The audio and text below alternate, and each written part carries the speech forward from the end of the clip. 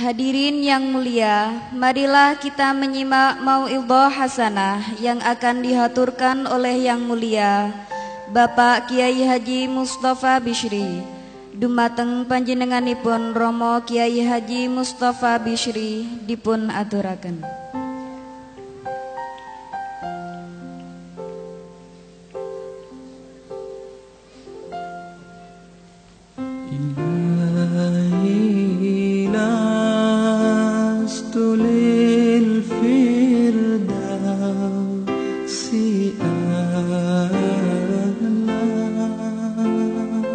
Assalamualaikum warahmatullahi wabarakatuh.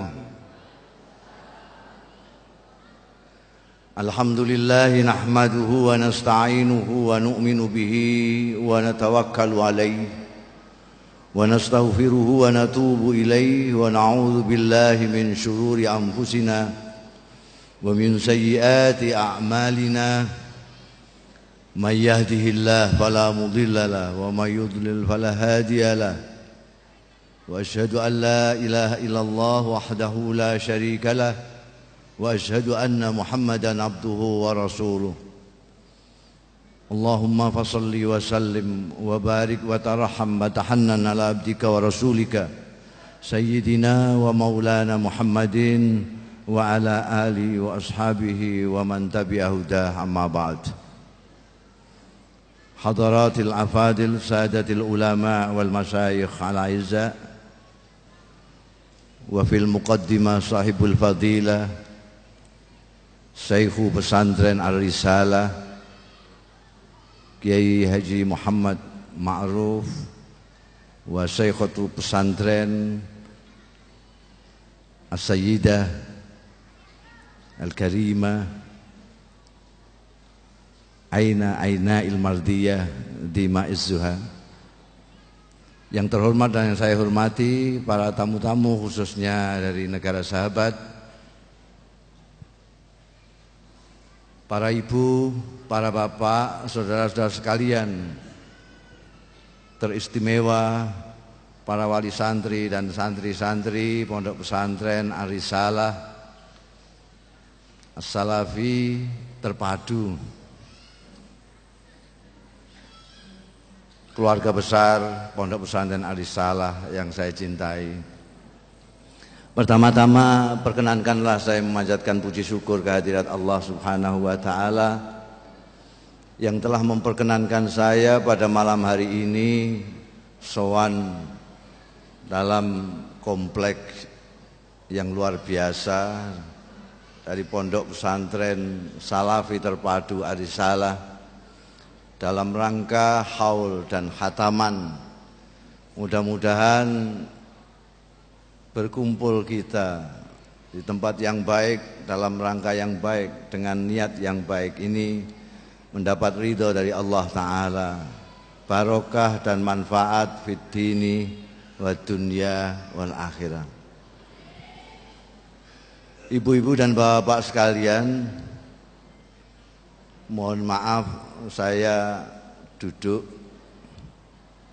bukan karena iri dengan sampean semua,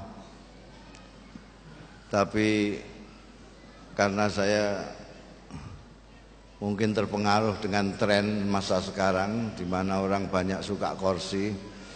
Jadi saya kepengen nyobain gitu.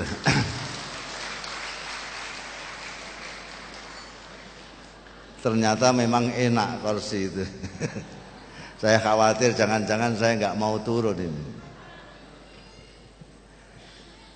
Ibu-ibu dan bapak sekalian yang terhormat, malam ini sungguh menggembirakan dan mengharuskan kita bersyukur kehadirat Allah Subhanahu wa taala. Cuma bagi saya yang kedapuk untuk mau'idhah hasanah agak repot ini. Karena ada dua acara yang dijadikan satu, acara haul dan khataman syukuran kelulusan dan prestasi anak-anak santri. Ini dua acara yang saling bertentangan dijadikan satu. Karena haul itu adalah peringatan kewafatan. Jadi tidak boleh cengengesan. Kalau khol kok cengengesan artinya ya kualik udele. Karena ini mengenang para ulama masyayikh pesantren Luhur Lirboyo ini yang sudah sumare, sehingga kita harus prihatin.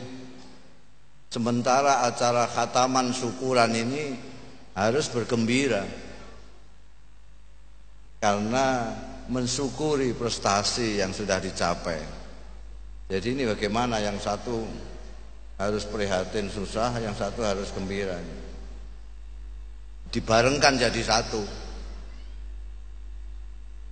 Tapi melihat kreatifnya pengasuh pondok pesantren ini, saya yakin ini bukan tidak disengaja.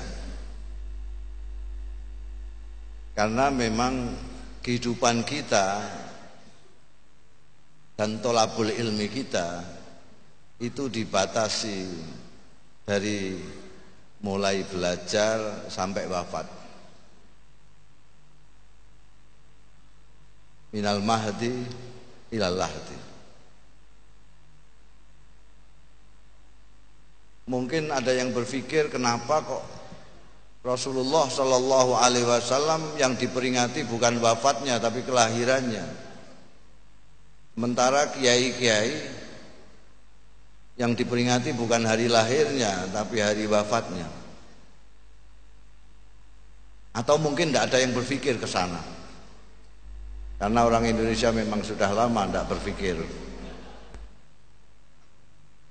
Kalau kita pikirkan, memang berbeda. Meskipun kiai-kiai itu adalah pelanjut perjuangan dari Rasulullah Shallallahu Alaihi Wasallam, tapi keduanya berbeda. Rasulullah Shallallahu Alaihi Wasallam sejak kelahirannya sudah merupakan fenomena alam. Kita mempelajari sejarah Rasulullah, bagaimana kelahirannya ditandai oleh fenomena-fenomena alam yang menunjukkan bahwa inilah manusia pilihan Tuhan yang akan memerangi kegelapan. Sementara penerus perjuangan Rasulullah, para kiai ini, di samping tidak maksum, itu belum bisa kita nilai sebelum tutup buku. Karena pengalaman menunjukkan banyak sekali kiai yang asalnya hebat sudah mendekati wali ngobos. Banyak kiai yang sudah kita puja-puja sebagai al-mukarram dan yang luar biasa, tiba-tiba tidak tahan melihat godaan duniawi dan tidak pantas lagi kita sebut.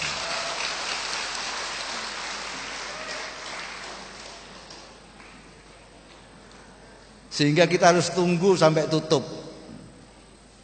Kalau misalnya seperti Kiai Abdul Karim, Kiai Marzuki, Kiai Mahrus, sampai dengan wafat beliau mencurahkan, mewakafkan dirinya untuk masyarakat, untuk umat.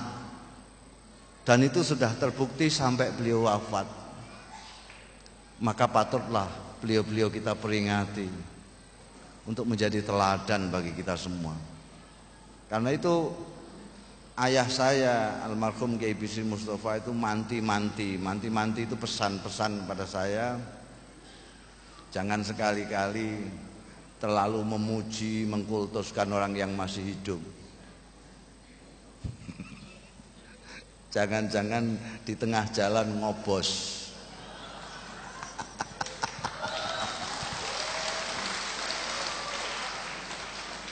Tunggu dulu konsistensinya, istiqomahnya sampai di mana. Karena banyak sekali bajingan kemudian menjadi orang yang sangat soleh, tetapi banyak kiai yang kemudian menjadi preman. Kok ditepuk itu? Jadi haul ini memperingati beliau-beliau yang telah terbukti selama hidupnya mengikuti jejak Rasulullah sallallahu alaihi wasallam. Dan haul begini di samping kita harus prihatin. Prihatin yang pertama, yang khusus untuk diri kita sendiri. Dalam acara haul kita harus berpikir, sekarang saya mengkholi, nanti saya dikholi apa enggak? Apakah nanti saya seperti ayam kelindas mobil gitu aja, orang geger sebentar terus sudah? Ataukah orang akan mengkholi setiap tahun? Ini keprihatinan yang pertama. Keprihatinan yang kedua, sehubungan dengan sabda Rasulullah sallallahu alaihi wasallam yang menyatakan bahwa innallaha la yantazi'ul ilma intiza'an min suduril ulama wa innama yantazi'uhu biqabdil uzama wa innama yantazi'uhu biqabdil ulama fa illam yabqa wa fi riwayatin wa illam yubki wa illam yabqa alimun wa fi riwayatin wa illam yubki aliman ittakhadhan nasu ru'usan juhalan fasu'ilu fa'aftau bighairi ilmin fadallu wa adallu atau kama qala Rasulullah sallallahu alaihi wasallam. Sabda Rasulullah ini mudah-mudahan belum sampai sekarang ini. Jadi Allah Ta'ala itu tradisinya mengambil ilmunya tidak didodosi dari dadanya orang alim. Ilmunya Kiai Abdul Karim diambil, ilmunya Kiai Marzuki diambil, ilmunya Kiai Makhrus diambil dari dadanya, tidak. Tapi tradisi Allah adalah biqabdil ulama, dengan mengambil sekaligus orang alim itu sendiri. Kiai Abdul Karim diambil dengan ilmunya, Kiai Marzuki diambil seilmunya, ilmu Kiai Makhrus diambil beserta Kiai Makhrusnya. Sampai nanti kalau sudah tidak ada orang alim lagi, orang-orang akan bertanya kepada pemimpin-pemimpin yang bodoh. Fasu'ilu fa'aftau, maka orang-orang bodoh itu akan berfatwa seenak udelnya sendiri. Fadallu, sesatlah mereka, wa adallu, dan menyesatkan. Anda bisa saksikan sekarang, terutama kalau bulan Ramadan, banyak kiai tiban di televisi itu. Mereka ditanya apa saja bisa menjawab apa saja karena ngawur.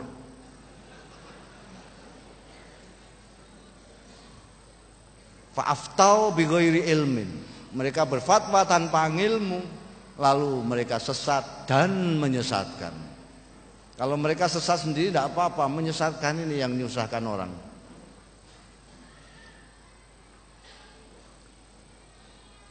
Kita prihatin priagung-priagung yang seperti Kiai Abdul Karim, Kiai Marzuki, Kiai Makhrus sudah tidak ada lagi. Barusan Kiai Fakih Imam dipanggil oleh Allah Ta'ala. Barusan Kiai Fuad Hasyim panggil, itu yang bangsa rodok-rodok gitu aja sudah diambili sama Tuhan.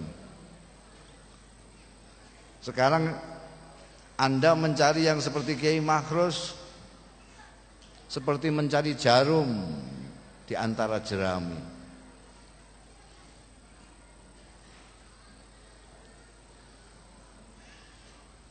Ini hal kita harus prihatin. Tapi sekaligus hari ini kita bersyukur karena ada tekad yang besar dari keturunan kiai-kiai yang kita kholi untuk menjawab apakah pendahulu-pendahulunya ini akan ada yang meneruskan ataukah tidak. Saya sangat senang sekali dengan Ar-Risalah di sini karena saya sudah lama mengkritik habis-habisan sistem pendidikan kita yang menurut saya, tidak tahu menurut sampean,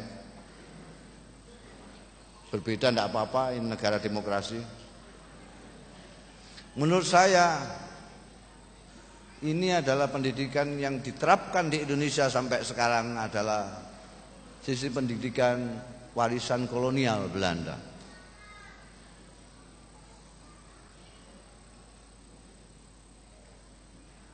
Sampai sekarang bahkan menteri-menterinya juga masih membebek apa yang digariskan oleh kolonialis Belanda. Mendikotomikan antara pendidikan umum dan pendidikan agama. Ilmu umum dan ilmu agama.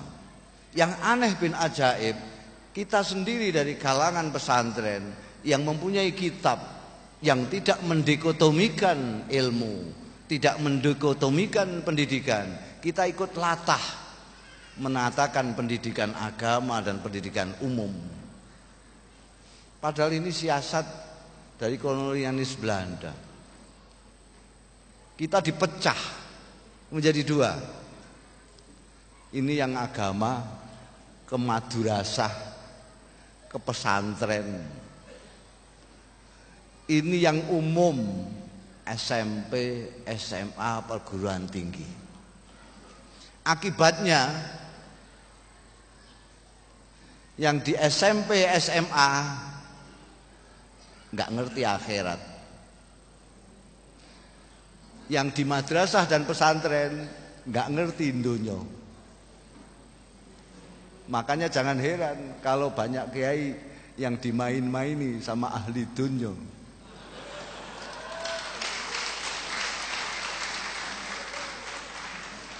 Karena kiainya tidak tahu dunya.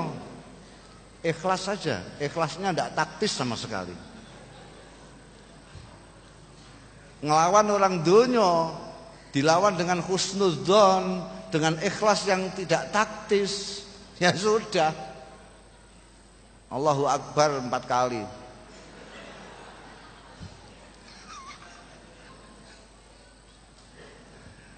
Kita jadi terseplit menjadi dua. Terlepas dari sistem imamah di Iran, terlepas dari aliran Syiahnya, kiai-kiai di Iran yang sering disebut ayatullah itu tidak hanya bisa diajak bicara soal fikih, soal tafsir, soal hadis, tapi bisa diajak bicara soal politik, budaya, militer dan seterusnya. Kenapa? Karena dia menggunakan patokan kitab kuning yang tidak membedakan agama dan umum, tetapi fardu ain dan fardu kifayah saja. Anda boleh lihat di Ihya itu, di sana Imam Ghazali juga tidak mendikotomikan antara umum dan agama, hanya fardu ain dan fardu kifayah. Berarti semuanya fardu. Thalabul ilmi faridhatun ala kulli muslimin wa muslimatin. Akibatnya kita tertinggal sangat jauh. Fungsi-fungsi dalam kehidupan berbangsa dan bernegara pun kita bagian dongo. Tidak boleh ikut ngatur sampean. Pesantren 32 tahun bahkan lebih dari itu, seperti di pinggiran seolah-olah tidak ikut memiliki Indonesia. Karena dalam apa-apa nantilah bagian dongo saja. Anda buka koran apa saja, buka bagian iklan, tidak ada dicari lowongan pekerjaan, dicari lulusan pesantren, tidak ada. Karena itu bagian akhirat itu, bukan bagian dunia. Padahal kehidupan ini sejak Orde Baru paling tidak itu didominasi oleh kehidupan yang sangat-sangat duniawi, yang sangat materialistis. Saya kagum tadi beliau dari Jepang bahkan tidak menginginkan materi. Ya pantas kalau Jepang tidak menginginkan materi karena orang Jepang memang sudah kaya. Kita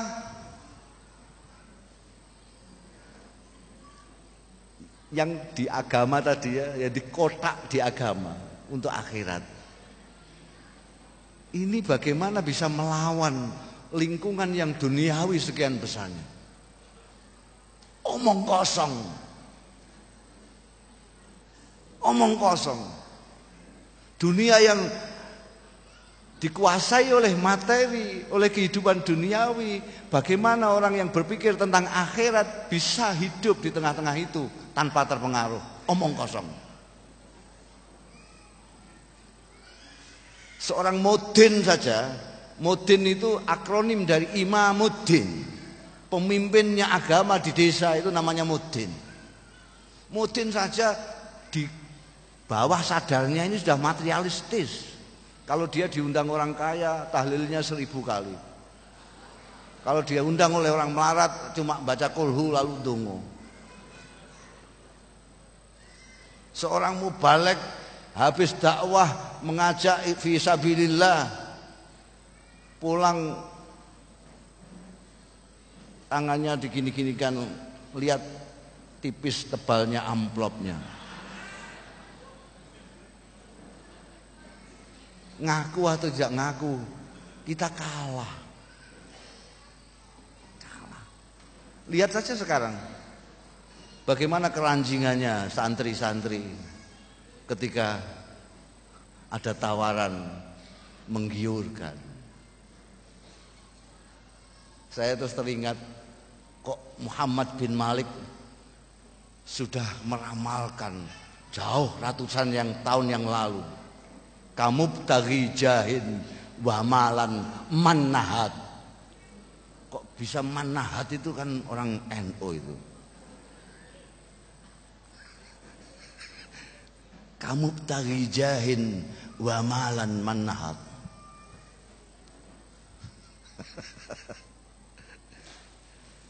Ini dulu ajaran Rasulullah Shallallahu Alaihi Wasallam yang masih dilanjutkan oleh pendahulu-pendahulu kita seperti Kiai Abdul Karim, Kiai Ma'ruf, Kiai Marzuki, Kiai Mahrus.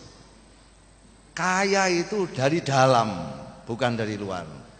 Tapi sekarang coba sampean sebut siapa yang kaya dari dalam di antara kita. Sekarang siapa di antara sekian banyaknya ini, yang kiai sekalipun, yang berani menirukan doanya Kanjeng Rasul Sallallahu Alaihi Wasallam? Doanya Kanjeng Rasul, bukan ijazahnya Syekh Abdul Qadir Jailani saja, bukan donganya Mbah Donglo. Kanjeng Rasul, dongo umatnya tidak berani mengikutinya.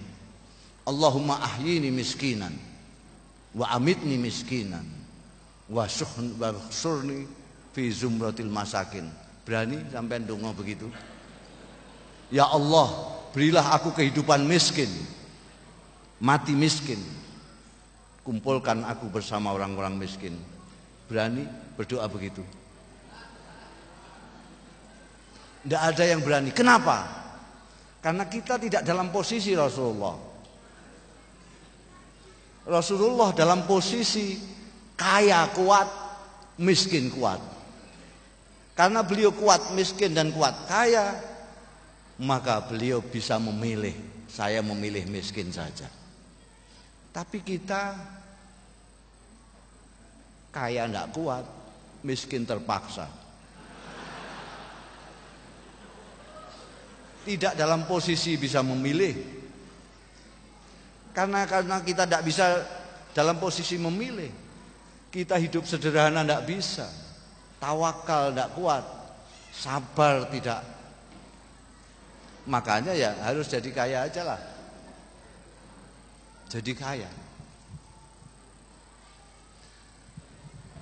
Terutama ini santri-santri, nanti kalau lulus sudah pulang di masyarakat, jangan cepat-cepat pasang plang kiai baru, ustazah lulusan Ar-Risalah, salafi terpadu, bisa bahasa Mandarin, bahasa Jepang, bahasa Arab, terus pasang plang. Jangan cepat-cepat buka dasar, nanti cepat-cepat tutup. Kata Sayyidina Umar, tazawwadu qabla an tusawwadu. Berbekalah dulu sebelum kalian dijadikan pemimpin.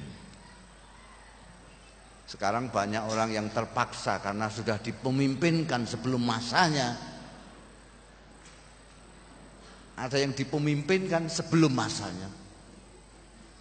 Akhirnya tidak tahan lama. Seperti buah karbitan dipaksakan untuk matang, akhirnya matang tidak, mentah tidak. Jadi nanti anak-anak siap dulu, siap dari segala macamnya. Jangan sampai menjadi benalu. Jadi orang kaya dulu, kalau tidak bisa kaya di luar, kaya dari dalam. Sehingga kalian tidak membutuhkan siapapun kecuali Allah Ta'ala. Hanya orang yang tidak butuh kepada siapapun kecuali Allah lah yang sebenarnya kaya. Hanya orang yang tidak mau ditindas oleh siapapun kecuali Allah lah orang yang merdeka. Sampai terserah mau ahli bahasa Inggris, bahasa Mandarin, bahasa Arab, bahasa Jepang, silahkan. Tapi tanamkan ini di dada anak-anak sekalian. Jangan mau ditindas oleh siapapun, termasuk oleh diri sendiri. Jangan mau ditindas, dijajah siapapun kecuali oleh Allah. Jangan takut kepada siapapun kecuali Allah. Jangan membutuhkan apapun kecuali Allah. Maka kalian akan menjadi sangat kaya, sangat merdeka. Hanya orang merdeka yang bisa kreatif, bisa berpikir jernih, bisa bermanfaat tidak hanya untuk dirinya sendiri, tapi untuk orang yang lain. Kalau seseorang alim tidak bermanfaat kepada sekelilingnya, maka apa bedanya dia dengan orang bodoh? Tidak ada bedanya. Yang membedakan orang alim dengan orang yang bodoh, orang alim bermanfaat pada sekelilingnya, dan orang bodoh hanya mencelakakan dirinya sendiri. Kembali, kenapa saya merasa bersyukur di sini? Karena Ar-Risalah menjawab, tidak mau lagi didikotomikan. Kamu harus belajar ini saja, ini saja. Itu umum, jangan sentuh, tidak. Di sini ada bahasa asing dipentingkan. Dan nanti santri-santri ini tidak hanya kenal Saudi Arabia tok, tapi kenal Jepang. Di Jepang juga ada tokoh-tokoh agama Islamnya. Meskipun saya belum pernah ke Jepang, saya tahu di Amerika juga ada tokoh. Dan satu hal Saya sudah pernah ke Eropa. Dan ini suatu takdir semata-mata. Karena kalau dibayangkan saya itu hanya mondok tok dan betul-betul santri kendilen. Saya nyantri itu di Lirboyo yang pada waktu itu masih sangat-sangat kolot lah. Maca koran aja ndak boleh, maca majalah ndak boleh, ndelok bal-balan gak oleh, celananan ndak boleh. Sekarang Gus Idris desinan bareng.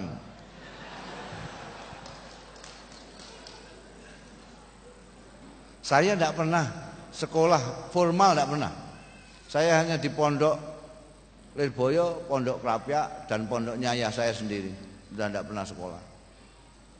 Betul-betul santri kendilen.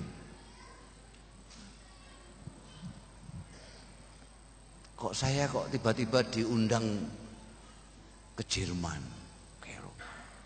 Mungkin orang sana yang gila ya.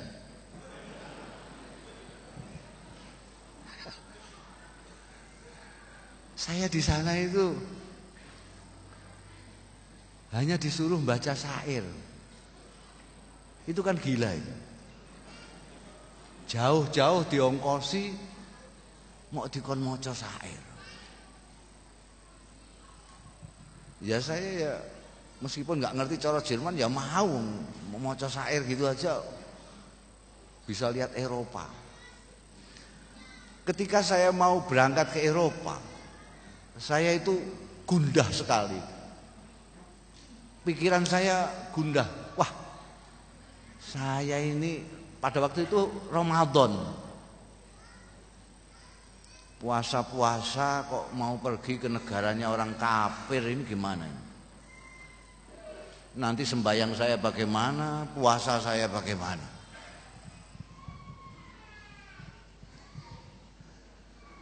Tahu-tahu begitu saya turun di Frankfurt, kemudian saya dijemput menuju ke Hamburg.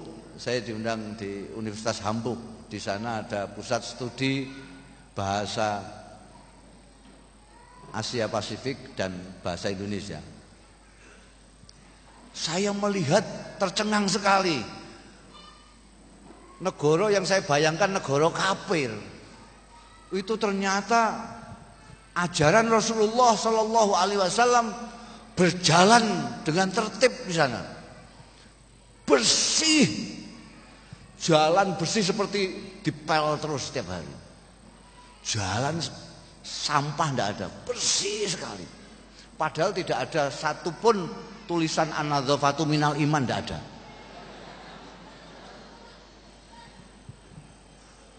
Di sini itu setiap pasar ada tulisan an-nadzafatu minal iman, masih diterjemahkan bahasa Indonesia bahwa kebersihan itu adalah bagian dari iman. Itu sampahnya masya Allah kayak gunung. Disiplinnya, padahal mereka nggak salat. Kalau orang Islam disiplin sudah pantas karena dia disiplin, diajarin mulai 7 tahun sudah salat kok. Tet subuh, salat subuh, tet duhur, salat duhur, tet asar, salat asar. Mereka itu disiplinnya luar biasa. Jam setengah 12 malam, sepi jalan perempatan itu. Saya mau nyabrang, tidak ada mobil lewat, tidak ada.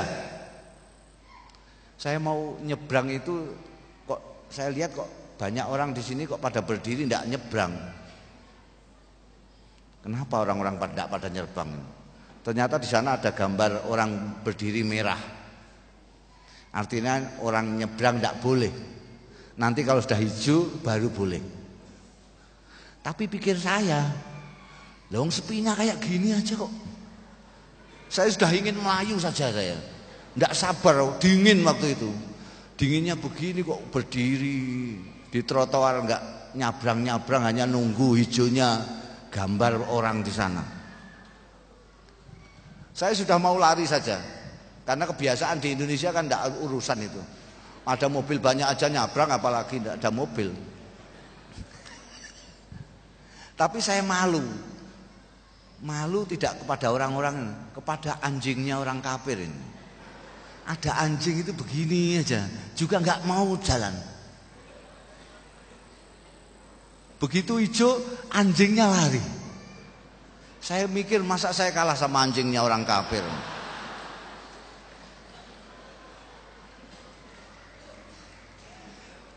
Bagaimana amanahnya? Kalau mengatakan jam 7, mereka jam 7. Saya terkena ketika saya dari Jerman mau ke Perancis.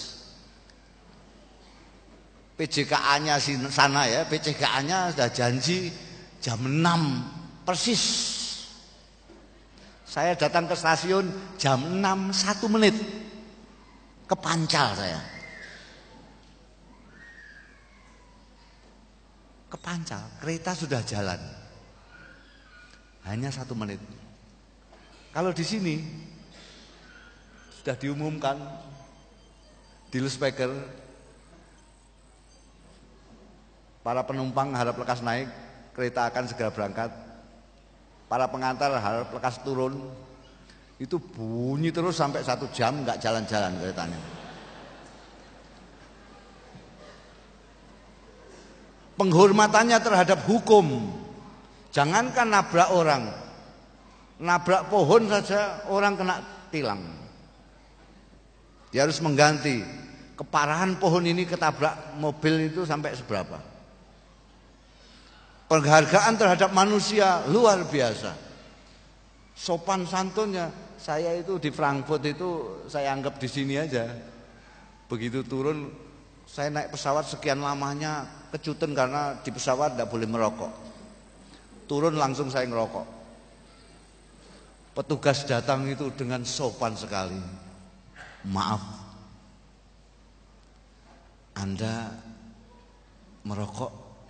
Ya. Mari saya antarkan ke tempat merokok. Saya terus diajak kayak toples gitu, sendirian merokok ini.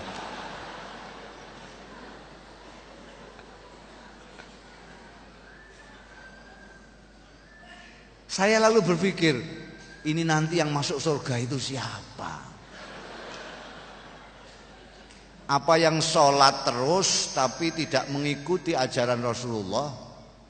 Atau yang melaksanakan ajaran Rasulullah tapi tidak sholat seperti mereka itu? Ini akibat itu tadi, diiris-irisnya. Ini agama, ini tidak, ini tidak. Akhirnya kita anggap bangsa urusan disiplin, urusan donya, urusan kebersihan, karena itu bangsa kebersihan, ndak ada nahwu sorobnya donya. Soal penghargaan kepada manusia, urusan donya. Soal kebangsaan, donya. Akhirnya kiai sakit, kiai itu kasihan. Mau apa-apa kan sulit. Karena sudah dikatakan ini kiai ini adalah ahli agama yang tidak boleh deket-deket dengan dunia lah. Coba misalnya Kiai Anwar ini ngempit ayam ke pasar, coba. Pasti orang ribut itu. Ini ada kiai kok ngempit ayam ini. Loh kiai kok ngempit ayam? Loh mau saya jual. Loh kiai kok menjual ayam? Loh memang punya saya ayam. Kiai jual ayam tidak boleh. Kiai kok di kaki 5, marung di kaki 5 itu, beli goreng bebek di pinggir jalan, pasti ribut orang. Kiai kok marung di pinggir jalan, apalagi kiai berpolitik.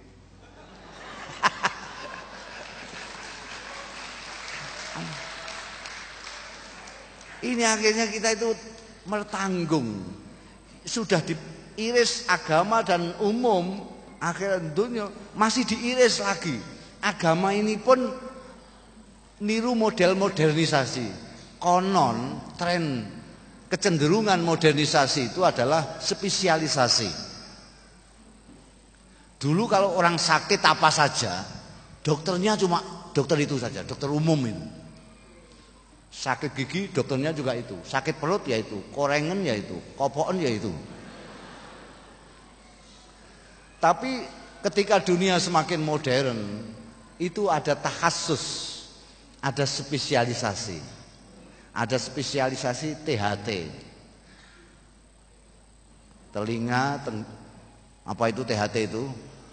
Hidung, tenggorokan. Jadi kalau sampean sakit gigi jangan ke dokter THT. Ada dokter gigi khusus, ada dokter kandungan khusus, dokter anak-anak sendiri. Sekarang lebih modern lagi, lebih ditahsus lagi. Ada dokter THT anak-anak. Jadi misalnya kok orang tuanya dan anaknya sama-sama kopoken, itu dokternya 2. Ini sehabis anak saya dokter. Saya diperiksa, oh enggak, ini THT anak-anak. Kalau sampean itu ada lagi dokternya sendiri. Rupanya orang Islam di Indonesia juga terpengaruh dengan tren modernisasi ini. Jadi orang Islam pun sekarang model takhasus. Ada yang spesialisasi salat tok. Ya sembahyang, pokoknya sudah sembahyang sudah merasa Islam lah. Ada yang spesialisasi haji. Pokoknya kalau sudah haji ya sudahlah, korupsi apa nggak apa-apa lah. Korupsi kan urusan dunia, itu bukan urusan agama. Sing urusan agama kajinya. Nanti saya khawatir jangan-jangan ada spesialisasi takhasus wudu. Jadi wudu tok ngono wis pokoke.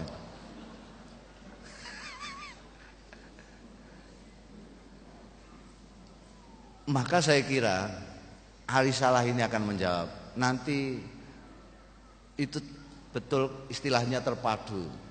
Jadi tidak lagi teriris-iris gitu. Kita lalu menjadi orang yang sepotong-sepotong gitu. Baru dikumpulkan, baru jadi utuh. Tapi nanti kita menjadi orang yang utuh. Kiai itu juga bisa ngimami sembahyang, ngimami tahlil ya bisa.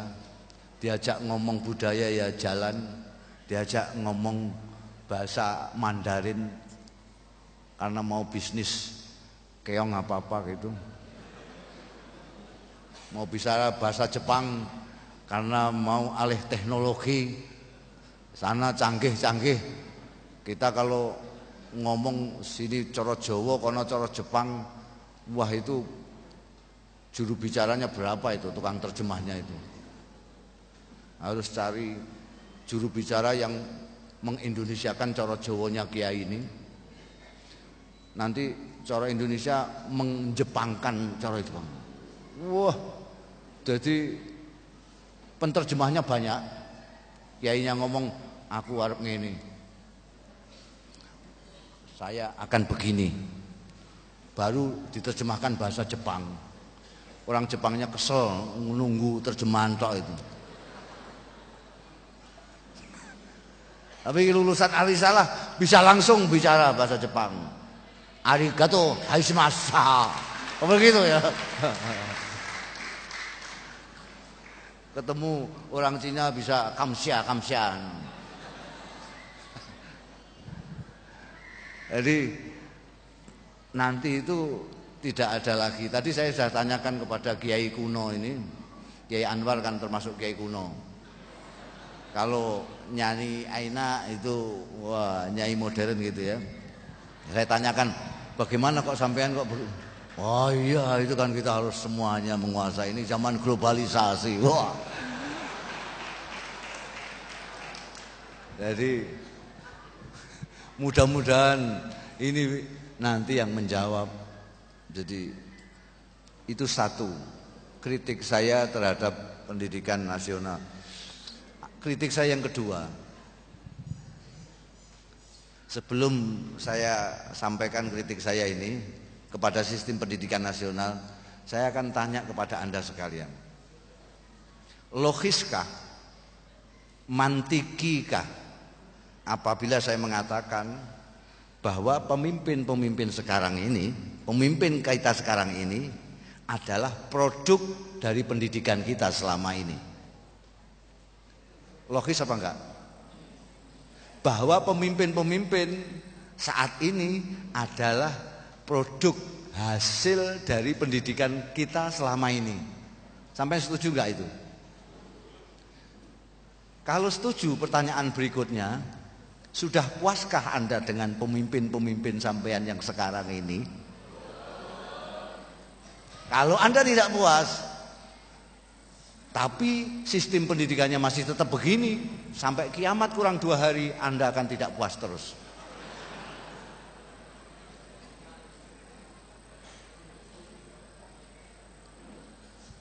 Pendidikan selama ini, pendidikan itu menurut ahli pendidikan, saya pondok pesantren nggak Gus Sukar ini sama. Menurut konon kabarnya ya, pendidikan itu harus paling tidak 3H. Head, heart, hand. Kepala, hati, dan tangan. Ini kejuruan. Tapi apa yang selama ini kita dapatkan di dalam pendidikan kita? Yang dipeleter-peleter ini saja. Yang kepala tok. Ini tidak disentuh sama sekali. Jangankan kok ini saja baru kemarin disentuh. Pendidikan kejuruan baru kemarin. Ini sama sekali. Orang mengukur kecerdasan orang, mengukur hebatnya orang dari IQ, intelligence quotient. Kalau IQ-nya tinggi, hebat itu. Gus Dur itu ketika di KPU oleh Ikatan Dokter Indonesia, IQ-nya tertinggi 140. Pak Wiranto konon kabarnya 138, 2 angka di bawah Gus Dur. Amin Rais 109. Kabarnya gitu. Kalau orang itu ininya tinggi, wah, disanjung-sanjung. Sampai lihat saja rapot, saya nggak tahu rapotnya Ning Aina ini di sini nih, saya nggak tahu. Ini nanti tolong lihat saya pas rapotnya. Rapotnya yang madrasahnya sendiri loh, jangan yang SMP gitu sudah patok bangkrong dari sananya dan tidak boleh diwawai. Paspornya anak murid sekolah termasuk madrasah. Madrasah di Indonesia itu paling unik. Ini tuan siapa dari Jepang, di Indonesia itu unik. Ada madrasah, ada sekolah. Kalau madrasah itu sekolah yang banyak tulisan Arabnya. Kalau sekolah itu yang banyak tulisan Latinnya. Karena itu tokonya juga ada 2. Ada toko buku dan toko kitab. Kalau toko buku seperti Gramedia, Gunung Agung itu yang menjual buku-buku yang banyak Latinnya. Tapi kalau toko kitab yang banyak Arabnya. NU-nya sendiri juga ada Rois Am dan ketua umum. Yang kiai Rois Am, yang agak-agak kiai ketua umum. Ini unik sekali. Jadi ada madrasah, ada sekolah. Itu silahkan dilihat rapotnya yang madrasah sekalipun itu. Rapot itu isinya prestasi di atas, itu dinilai oleh gurunya secara teliti. Bahasa Inggris 5,7, biologi 3,46, 4,01, sampai begitu. Matematika. Nanti di bawah ada embel-embel tazyil bahasa Arabnya. Kalau di surat kayak NB, kelakuan baik. Itu bijinya tidak pakai angka, apalagi kok pakai koma.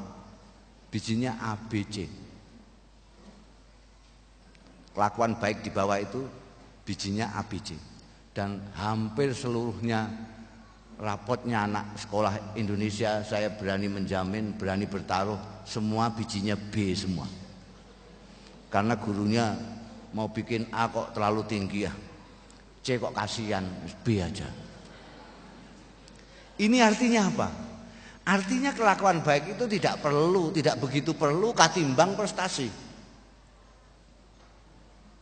Saya sering memprovokasi yang mempunyai sekolah sendiri seperti pesantren-pesantren. Kenapa tidak bikin rapot sendiri? Misalnya ilmu bumi, tafsir, tawadhu, tawakal, sabar. Jadi terpadu betul antara mental ini dan ini. Sekarang ini prestasi terus. Kalau prestasinya bagus semua, ranking pertama, orang tuanya syukuran, senajan kelakuan baiknya tidak karuan. Akibatnya kita kebanjiran orang pintar yang tidak terdidik. Orang pintar yang tidak bermoral itu lebih celaka daripada orang bodoh. Lebih baik bodoh saja kalau tidak bermental daripada pandai tidak bermental. Kalau orang bodoh mencuri, itu gampang tangkap-tangkapannya, gampang memasukkannya penjara. Dia mencuri bawa linggis, tolang-tolang, gampang kelihatan, oh itu nyuri itu. Dapat ayam satu, cekel-cek, dok, masuk penjara. Tapi kalau orang itu pinter, dia tidak bawa linggis, cuma tanda tangan. Cet, tidak hanya pitik satu. Pitik se-Indonesia itu miliatan, miliatan, dan sulit dipenjarakan. Jadi lebih baik bodoh sajalah daripada pintar tapi tidak bermental.